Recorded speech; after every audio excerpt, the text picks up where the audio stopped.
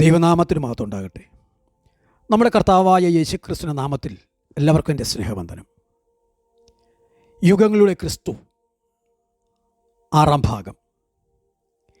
ബൈബിളിലെ ചില പരിഭാഷകളാണ് നാം തുടർമാനമായി കേട്ടുകൊണ്ടിരിക്കുന്നത്. അതിലാദ്യത്തേത് സെപ്റ്റുവേജിൻ്റ് ഗ്രീക്ക് പരിഭാഷയെക്കുറിച്ചാണ്. മഹാനായ അലക്സാണ്ടർ ചക്രവർത്തി ഈജിപ്റ്റ് കീഴടക്കി അലക്സാണ്ട്രിയ എന്ന ഒരു വലിയ നഗരം ഈജിപ്തിൻ്റെ വടക്കു പടിഞ്ഞാറ് മെഡിറ്ററേനിയൻ തീരത്ത് BC 332 പണി കഴിപ്പിച്ചു. അവിടെ യവനന്മാരെയും അനവധി യഹൂദന്മാരെയും കുടിയിരുത്തി. പിന്നീട് അത് യഹൂദന്മാരുടെ ഒരു സ്ഥിരാകേന്ദ്രമായി തീർന്നു. അവിടുത്തെ ഭാഷ ഗ്രീക്കായും പരിണമിച്ചു. BC 285 മുതൽ 247 വരെ ഈജിപ്റ്റ് ഭരിച്ചിരുന്ന ടോളമി ഫിലാദൽഫസ് തൻ്റെ വലിയ ലൈബ്രറിയിൽ എല്ലാ മതഗ്രന്ഥങ്ങളുടെയും പകർപ്പ് വേണമെന്ന് തീരുമാനിച്ചപ്പോൾ യഹൂദന്മാരുടെ മതഗ്രന്ഥത്തിൻ്റേത് ഇല്ലാതിരുന്നതിനാൽ യെരുശലേമിലേക്ക് ആളയച്ചു. എന്നാൽ ഗ്രീക്ക് തർജ്ജമ ഇല്ലാതിരുന്നതിനാൽ ടോളമിയുടെ താൽപ്പര്യപ്രകാരം മഹാപുരോഹിതനായ ഏലിയാസാർ 72 എബ്രായ ഗ്രീക്ക് പണ്ഡിതന്മാരെയും കൊണ്ട് അലക്സാണ്ട്രിയയിൽ എത്തി.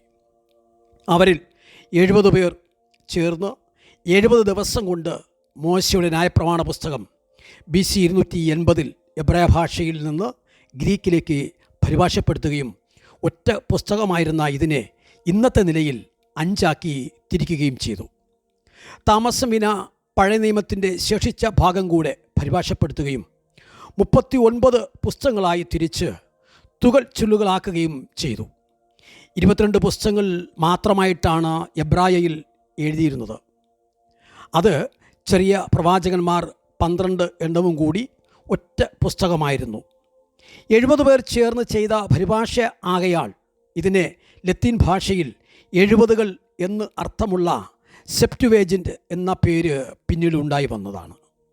കർത്താവിൻ്റെ കാലത്തും തുടർന്ന് ക്രിസ്ത്യാനികളും ഈ പരിഭാഷ ഉപയോഗിച്ചാണ് പഴയ നിയമത്തിൽ നിന്നുള്ള ഉദ്ധരണികൾ എടുത്തിരുന്നത്. അതുകൊണ്ട് പിന്നീട് യഹൂദന്മാർ ഈ പരിഭാഷയെ വെറുക്കുകയാണ് ചെയ്തത്. എബ്രായ കയ്യെഴുത്തും ഈ ഗ്രീക്ക് പരിഭാഷയും തമ്മിൽ ചില ഭാഗങ്ങളിലെല്ലാം അല്പം വ്യത്യാസമുണ്ട്. നമ്മുടെ ബൈബിളിലെ പുതിയ നിയമത്തിലെ ഉദ്ധരണികൾ അപ്പോസ്തലന്മാരും കർത്താവും ഈ ഗ്രീക്ക് പരിഭാഷയിൽ നിന്നുമാണ് എടുത്തിട്ടുള്ളത്.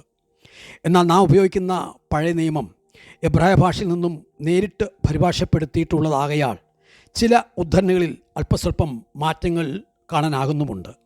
മറ്റൊരു പരിഭാഷയാണ് പെശീത്ത. ഇത് AD 2-ാം ശതകത്തിൻ്റെ മധ്യഭാഗത്തുണ്ടായ സുറിയാനി തർജ്ജമയ്ക്കാണ് ഈ പെശീത്ത എന്ന് പറയുന്നത്. ഇത് യാക്കോബായക്കാരുടെ ആധികാരിക ബൈബിളാണ്. പെശീത്ത എന്ന വാക്കിന് ലളിതം എന്നാണ് അർത്ഥം. മറ്റൊന്ന് വൾഗേറ്റ്. ലത്തീനിലേക്കുള്ള ബൈബിൾ പരിഭാഷ AD 2-ാം ദശകത്തിൽ തന്നെ ആരംഭിച്ചു.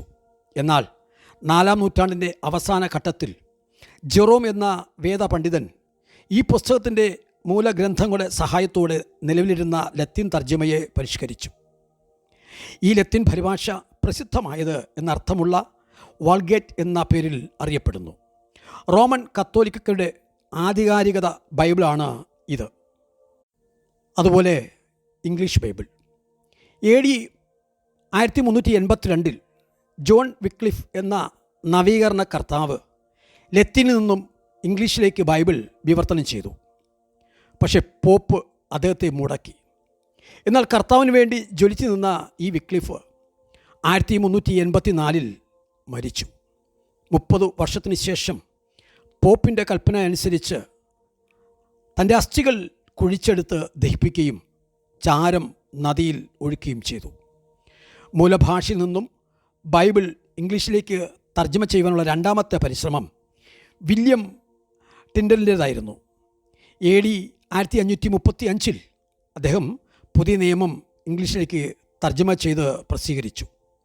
പഴയ നിയമ തർജ്ജമ പൂർത്തിയായില്ല. അദ്ദേഹത്തെ വോംസ് എന്ന സ്ഥലത്ത് വെച്ച് ആധികാരികൾ പിടികൂടുകയും 1536 തൂക്കിക്കൊല്ലുകയും ചെയ്തു. മാത്രമല്ല ആ മൃതശരീരവും ദഹിപ്പിച്ചു കളയാണ് ചെയ്തത്. തുടർന്ന് അടുത്ത ഭാഗത്തേക്ക് വരാം. ദൈവം അനുഗ്രഹിക്കട്ടെ.